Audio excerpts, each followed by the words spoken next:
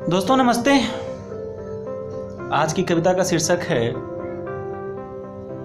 रेत पर नहीं लिखी जाती हैं प्रेम की आयतें।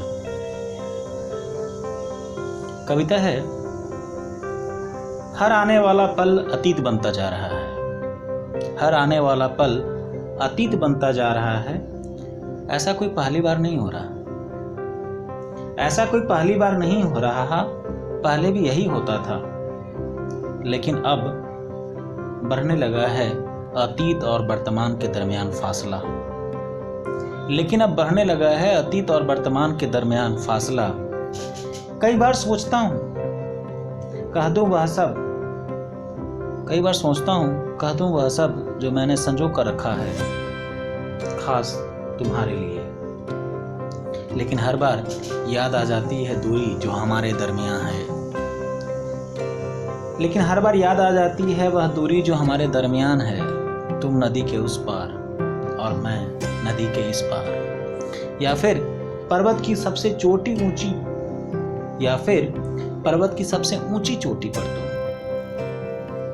और मैं सबसे नीचे किसी टीले पर।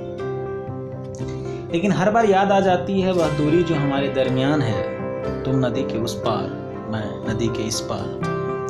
या फिर पर्वत की सबसे ऊंची चोटी पर तुम और मैं सबसे नीचे किसी टीले पर। अचानक मेरे शब्द कुल बुलाने लगते हैं। अचानक मेरे शब्द कुल बुलाने लगते हैं। मेरा पिंजरा तोड़ करने लगते हैं मुक्ति का आह्वान। पहाड़ में गूंजते मेरे शब्द सिर्फ तुम्हारे लिए हैं। अचानक मेरे शब्द कुल बुलाने लगते हैं। मेरा पिंजरा तोड़ करने लगते हैं मुक्ति का आह्वान। पहाड़ों में गूंजते मेरे शब्द सिर्फ तुम्हारे लिए हैं।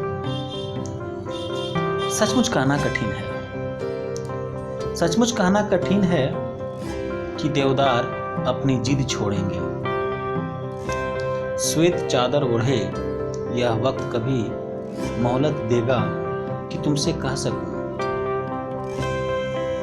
सचमुच कहना कठिन है कि देवदार अपनी जिद छोड़ेंगे। श्वेत चादर ओढ़े यह वक्त कभी मोहलत भी देगा कि तुमसे कह सकूं वह सब जो मेरे भीतर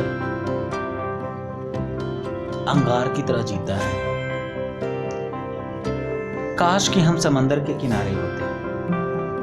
काश कि हम समंदर के किनारे होते। रेत पर मैं लिखता प्रेम पत्र। रेत पर मैं लिखता प्रेम पत्र और तुम मेरा हाथ पकड़ कहती, रेत पर नहीं लिखी जाती हैं प्रेम की आयतें। काश कि हम समंदर के किनारे होते। रेत पर मैं लिखता प्रेम पत्र और तुम मेरा हाथ पकड़ कहती, रेत पर नहीं लिखी जाती हैं प्रेम की आयतें। बहुत बहुत धन्यवाद दोस्तों, शुक्रिया।